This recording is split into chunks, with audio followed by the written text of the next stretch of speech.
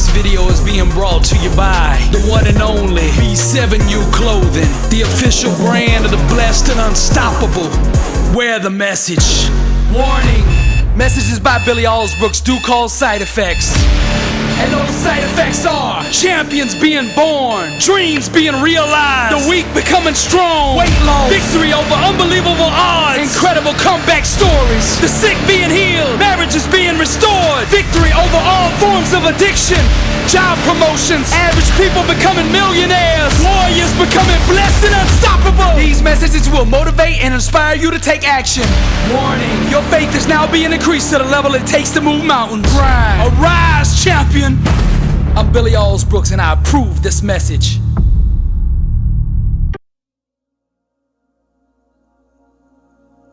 At 12:30 a.m. on Tuesday, December 18th, 2007, I get a phone call, and it was my uncle. I knew it was kind of strange because I usually didn't talk to my uncle that often, and especially not at 12:30 a.m. But I picked up the phone, and my uncle said, "Billy, your daddy has had a stroke. He's been rushed to the hospital, and it's not good. So you need to come up here to Alabama and get up here as fast as you can." So I hung up the phone, my whole body shaking because this just hit me like a brick out of the blue. And I began to pack. And me and my wife and my little dog, Half Pint, we were in the car within 15 minutes, headed up the road on that 12-hour drive, not knowing what the outcome was gonna be. And we finally get up there that afternoon and we go straight to the hospital, and my dad is in the ICU. He can't move his right arm, can't move his right leg. When he tries to speak, it's incoherent, words all over the place that make absolutely no sense. And for the first time, I'm scared.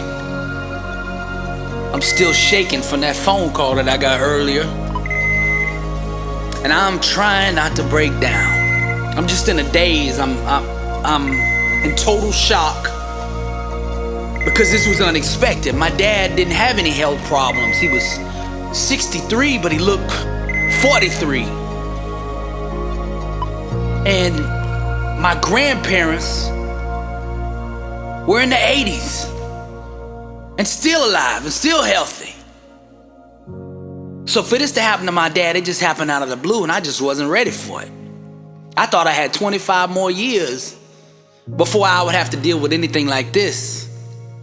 And I guess it's just something that you just put in the back of your mind because you don't want to deal with it. And the ironic thing was, 2 days before this happened, I was at the bookstore looking for some books that would teach me how to make my mind a weapon, how to gain control of my thoughts. And here I was 2 days later, on the verge of losing my mind, the total opposite of what I had set out for. I tried to hold the tears back, at least while everybody else was around. I don't know if you can relate, but have you ever cried with one side of your face and not the other so that people couldn't see? Well, that's what I was doing. I tried to put on my game face, like I had it all under control. My mother and daddy raised me in positive thinking. So I was like, okay, I was trained for this moment. I'm not gonna let any negativity in. I'm not gonna believe in any other outcome but my dad getting up out of this hospital, and I'm gonna do whatever it takes to get him out. But that was running contrary to everything I was seeing, everything I was feeling, and everything those doctors were telling me. But it was just a roller coaster ride of emotions. I mean, 1 minute I'm strong in faith, and the next minute I'm face down on the hospital floor crying. But my mom and daddy raised me to believe in God, and I knew He existed up there. But at this point in time, I hadn't been to church in probably 20 years, but the foundation had been laid by my parents. And in this moment, my darkest hour, God introduced himself. For the next 9 days, my father was plugged up to these machines and his blood pressure was sky high. The doctors were worried he was gonna have another stroke. So I sat there next to him, looking at those machines for 20 hours a day. I prayed. I did everything. I spoke over him, nothing but life. I told him he was gonna get better. He didn't understand what had happened to him, but I just kept telling him, I'm gonna get you out of here. And each day, he got a little better, and a little better, and a little better. And 9 days later, they transferred him to a nursing home, a rehabilitation place where he could get physical therapy and start working on regaining control of his arm and leg again. I never will forget it. It's so vivid in my mind. Sunday, 12 days after he had had his stroke, the sun was out, so bright, the brightest I've ever seen it in my life. And as I'm driving over there to the nursing home, there's not a cloud in the sky. And I get to the room that day, and the doctor suggests that we should get him out of the bed, get him in a wheelchair, and roll him outside so he could see a little bit of that sunlight.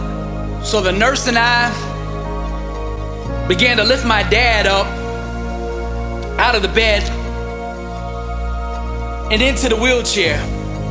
But what no one knew was that because my dad had lost control of his leg and hadn't moved it in 12 days, there had been a blood clot that formed. And by us lifting him up and putting him in that wheelchair, that blood clot became dislodged and shot straight to his lungs. I noticed my dad started acting different, and I brought it up to the nurse, and at first she dismissed it and just said, oh, he's probably just weak from being in the bed this long. But then my dad started taking these short breaths, and the breathing was different. And she noticed it, so she immediately started checking his blood pressure, and she could tell something was off, so she hit the panic button, and all the doctors started running into the room. And at first, they didn't seem to think it was that serious, but I know something's off, and I'm beginning to panic and feel like this thing is slipping away from me. My dad's starting to take these short breaths now. It's getting worse, and it just seems like he's spiraling down and down and down. And there's nothing I could do. I felt helpless because I knew this whole thing was out of my control. And it seemed like it took forever for the ambulance to get there. I heard the sirens from miles and miles away. Darkness began to cover the room. The emotional intensity began to rise. The fear, the worry, the panic. My grandmother's crying. My wife is running around crazy. My dad is barely breathing. Doctors and nurses are working on him, and I'm holding his hand and I'm saying, Daddy, hold on. Breathe, Daddy, breathe. I love you, Daddy. Hold on. Please, hold on. Just breathe. Just breathe. It's gonna be okay. Hold on, Daddy. I love you. But I knew this was different. This was the first time I had seen fear in his eyes in my whole life. And somehow, he was able to get out the words, I love you, son. I said, I love you too, Daddy. Hold on. Breathe, Daddy. Breathe. The paramedics get there, and they roll him out to the ambulance, and I get in there with him. And it's getting worse, it's progressing, and I just don't know how to handle it. I mean, how do you handle this? You can't do anything. I can't get in there. I can't fix it. All the times he had helped me, saved me, and in this moment of his need, I could do nothing. We get to the emergency room. They roll my daddy into a room. The paramedics hook him up, but there's no doctors in the room when we get there. So the paramedic stays with him. And my daddy's beginning to crash and get worse and worse and worse until the doctors come in and they rush me out of the room. And I take one last glance at the eyes, and I know the one thing a son never wants to know about his father. I know I haven't accepted it, but I know. I go into the bathroom there in the hospital. I go into the stall. I lock the door behind me. And I get on my knees right there on the floor. And I say, God, I know you can heal him, but your will, not mine. I had to say the prayer I didn't ever want to say. A few minutes later, the nurses ushered me and my family into this little side room, and we all sat there quiet, in tears, shaking and waiting for news on my daddy. I could hear down the hall the sound of a flatline. And we all know what that flatline means, but I could just hear it over and over, and it just kept ringing, and it didn't stop, they didn't cut it off. It just kept ringing. It seemed like for minutes after minute after minute, it just kept ringing. But I already knew what I didn't want to know. Finally, one of the doctors comes in the room, and it's like when there's bad news, they have to deliver it to you in stages. They don't want to give it all to you at one time because they know you can't handle it. So he comes in and he says, it's not looking good. Your dad's in bad shape. We might want to start thinking about quality of life and all this gibberish. And then he turns and goes back in my dad's room. And we're just sitting there all silent in his room, just praying, hoping, wishing, all the stuff that you do. But I already knew what I didn't want to know. The doctor eventually came back in and said, your dad is gone. And when I heard that, for 1 second, I remembered the prayer in the stall that I had prayed. I had this unbelievable peace come over me that could only have been from heaven. For 1 second, it just surrounded me and I felt totally at peace for 1 second. And then the whole world came crashing down on me. I fell to the ground and I had my first full-blown panic attack right there in that side room. I didn't even know what it was. I just thought I was about to die too, just like my daddy. I said, here's my grandmother worrying over here crying, and I'm about to die too. I never had any experience with panic attacks. I didn't know what this was. I'm exhausted, wore down from 12 days of worry and trying to carry something I was never meant to carry. I'm in denial. This can't be happening to me. I know this is not real. This is a dream. Let me wake up. I know this is not right. This is not how I had it planned. 15 minutes ago, everything was okay. No. Not my daddy. No. Billy Alsbrooks Sr., born July 20th, 1944, died Sunday, December 30th, 2007. You don't know how hard it is for me to tell you that story right there. But I wanted to open up to you, keep it real, and give you some background info as to how I got to doing what I'm doing now, and why I do what I do now with the intensity I do it with. 2 days after my dad died, that's when my ministry started. The hospital gave me the clothes my dad was wearing when he had his stroke. And searching for all kind of answers in that moment, like why this whole thing happened, I went through his pockets and found this note. And it was from an inmate. You see, my dad was an alcoholic. And he drank for about 30-something years of his life. But the last 15 years of his life, he had gotten sober.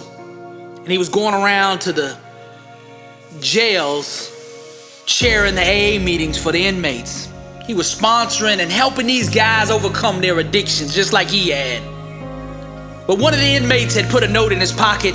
It said, at the next meeting, could you please bring in a Thompson Chain reference Bible? I've just received Christ and I want to go deeper in my studies. And if there's any way you can bring this book in, I'd really appreciate it. Now, I'd never even heard of a Thompson Chain reference Bible. I didn't know what that was, but I had some kind of urge on the inside of me to do that thing that my dad couldn't do. So I went to the Christian bookstore. I asked them for the book. They knew of it. I bought it. And I took it over to the jail. And I gave it to the sheriff. And I said, my dad used to come here. And they knew him. And I said, hey, this was something my dad wasn't able to do, was bring this guy this reference Bible. Could you please deliver it to him? And the sheriff said it was against policy, but he knew my dad and he knew what had happened.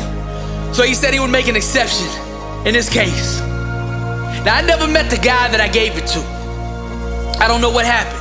I don't even know if he even got it. But looking back, I feel like that was a test that God was saying, will you deliver my word to my people?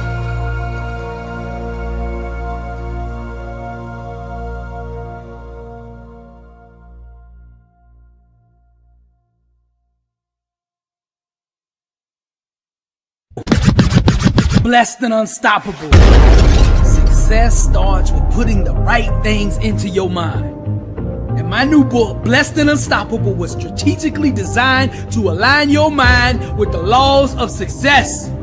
This curriculum will teach you the inner mechanics required to go from average to phenomenal, from living a life with limits to being blessed and unstoppable. As you follow this guide step by step, amazing breakthroughs will happen. New doors of opportunity will open, and favor will begin to chase you down. Blessed and Unstoppable is a 31-day devotional on the laws of success. This book will instigate the thought process and actions required to transform your life. Each day has a Bible verse, a teaching on that day's principle, a positive affirmation, a prayer for the day, self-assessment questions, success quotes, action steps, and a powerful inspirational message. Regardless of what field you're in, Blessed and Unstoppable is your blueprint for success. Get your copy at blessedandunstoppable.com. Also available on Amazon.